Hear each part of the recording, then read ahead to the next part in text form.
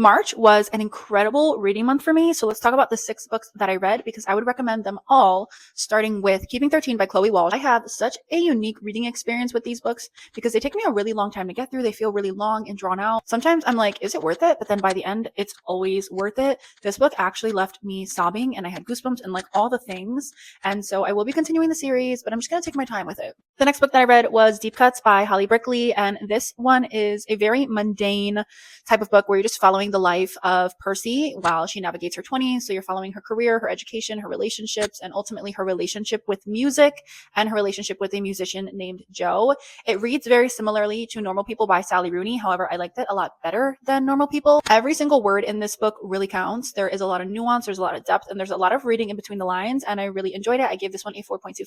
Then I read Rebel Witch by Kristen Cicerelli. This is the second book in the Crimson Moth series. So after Heartless Hunter comes Rebel Witch. This series is about a witch and a witch hunter, very true enemies to lovers in this book. And this was fun and entertaining. Just like Heartless Hunter, it was very fast-paced, very exciting. However, I almost feel like because she's trying to fit in the story in a duology, it was just very fast-paced. Like I felt like I was in a whirlwind, and that's not a bad thing. I was very entertained throughout. However, I don't think that this is groundbreaking as far as fantasy and romantasy goes. It was very predictable for me. I feel like even the cover gives it away. So I enjoyed it and it did what it needed to do, but I didn't get that wow factor that I look for when I'm finishing a fantasy series. Then I read Project Hail Mary by Andy Weir. This is a sci-fi novel, and it is criminal to give this book any less than 5 stars because not only does Andy Weir create an apocalyptic event for Earth, but then he creates a mission and then takes us on that mission to save the world.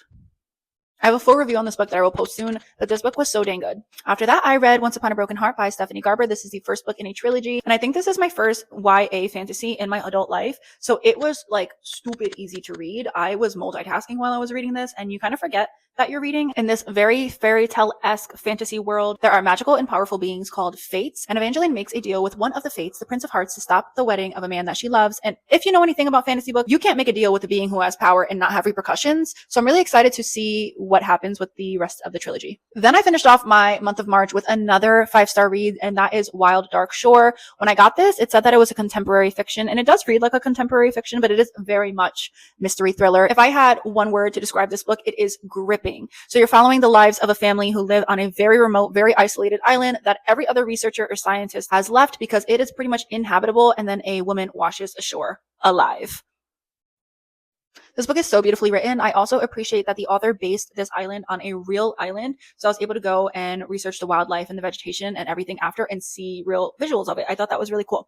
But yeah, this book was incredible. I have another full review coming for this one, but March was an incredible reading month. I really have no complaints. It was just all bangers beginning to end. What was your favorite book that you read this month?